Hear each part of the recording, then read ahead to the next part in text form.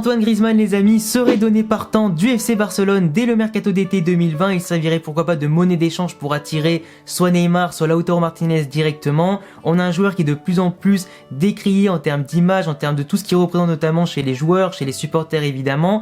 C'est un joueur qui malheureusement souffre toujours de la polémique dont il a souffert à cause de son petit reportage La Décision l'an dernier, dans lequel il a fait un petit contre-pied au Barça et ne les a pas rejoints au dernier moment avant bien sûr de faire volte-face cette saison. C'est aussi un joueur qui souffre malheureusement du prix de son transfert, plus de 120 millions d'euros sur Griezmann, qui est quand même champion du monde, qui a marqué beaucoup de buts à l'Atlético, qui a montré à l'Europe et au monde entier ce qu'il vaut vraiment. Mais c'est un joueur malheureusement qui n'est pas intégré autant dans l'effectif que sur le terrain, dans la tactique et tout ça. D'habitude c'est un joueur qui aime en tout cas être le leader technique en équipe de France. À l'Atlético Madrid, c'est une équipe d'habitude qui joue toujours pour lui, qui a su faire les efforts pour lui, il a su un petit peu diriger l'attaque, il a toujours su influencer directement le jeu. Aujourd'hui au Barça, ce n'est plus à lui de faire le jeu, c'est plus à lui notamment de faire les bons déplacements, c'est plus à lui de prendre les bonnes décisions sur le terrain, c'est plutôt Messi, c'est plutôt Suarez, c'est plutôt aussi Busquets et les milieux de terrain. Il est plus forcément le joueur à suivre, mais plutôt un joueur à suivre parmi tant d'autres, donc forcément il en souffre un peu en termes d'image, en termes d'ego et en termes surtout de leadership technique. On a donc un joueur aujourd'hui qui, si à mon avis il veut avoir un avenir à plus long terme dans le foot, ou du moins pour ce qui lui reste de sa carrière,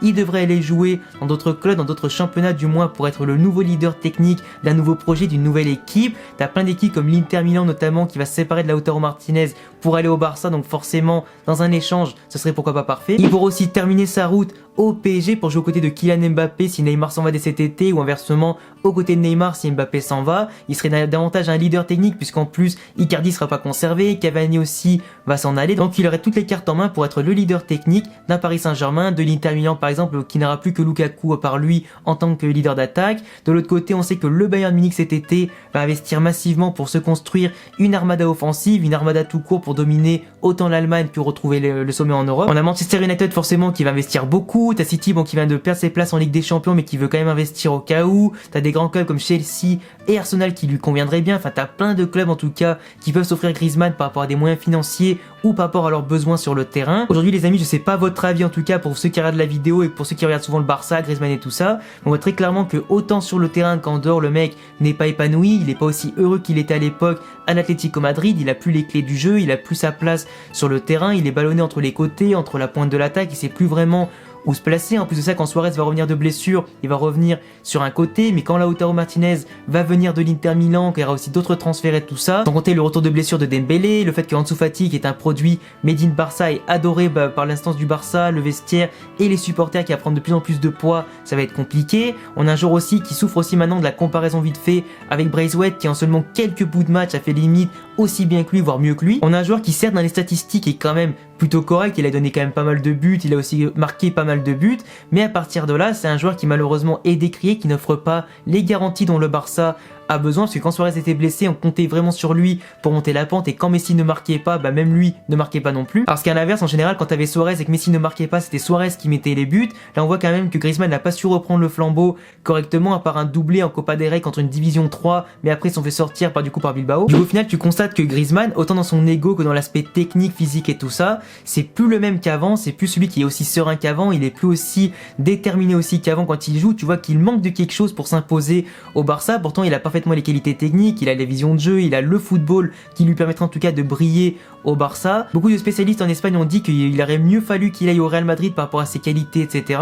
Mais au final, le Barça l'a quand même voulu, c'est quand même pour quelque chose. Les entraîneurs et le vestiaire ont quand même validé son transfert, c'est pas pour rien. Mais aujourd'hui, on constate quand même que la polémique qu'il a vécue avant, plus sa mauvaise intégration, plus aussi sa mauvaise volonté simplement aussi de vivre en Catalogne, aussi de faire les efforts nécessaires pour s'intégrer, bah malheureusement ça empathie beaucoup, et le fait qu'il a du mal à s'adapter à un nouveau style de jeu, c'est compliqué. Après je le comprends, passer du style de jeu de Simeone pendant plusieurs années à celui du Barça, c'est quand même compliqué. Mais c'est pour ça qu'aujourd'hui dans cette vidéo, moi je pense très clairement que Griezmann devrait partir soit dans un gros projet qui compterait vraiment sur lui, comme un Arsenal, un Chelsea, un Manchester United, ou pourquoi pas un Liverpool si jamais Mané ou Salah s'en vont. Mais t'as quand même un joueur qui aujourd'hui pourrait porter un projet, l'attaque d'un projet et la diriger, si on lui faisait davantage confiance, et moi je le verrais bien aussi ou au Bayern ou à l'Inter ou au PSG. Il y a quand même des clubs qui peuvent se l'offrir, qui ont les moyens techniques aussi de l'intégrer correctement. C'est pour ça aussi que dans les commentaires vous pourrez me dire là où vous verrez le mieux Griezmann jouer. En tout cas, je le répète, pour plusieurs raisons, le fait qu'il est mal intégré, le prix de son transfert, les différentes polémiques, le fait que ce soit plus leader technique, le fait aussi que ce soit plus le joueur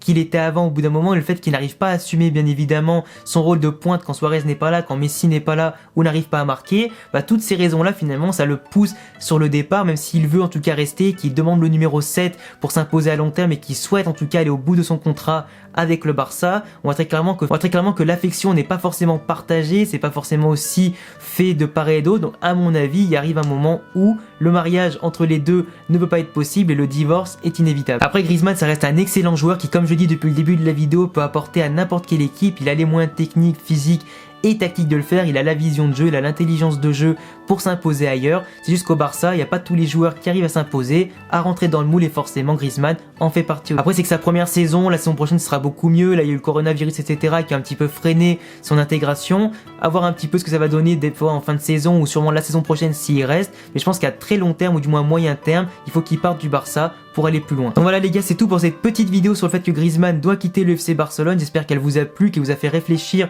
à son propos. Je vous laisserai d'ailleurs commenter avec vos raisons à vous pour savoir si Griezmann doit partir ou rester au FC Barcelone. Vous pouvez aussi vous abonner et cocher la cloche si vous aimez mes vidéos. Je vous laisserai également mettre de gros pouces bleus, vous abonner aussi sur mon Twitter et mon Instagram, il y a tous les liens en description. À bientôt les gars pour une prochaine vidéo. Ciao.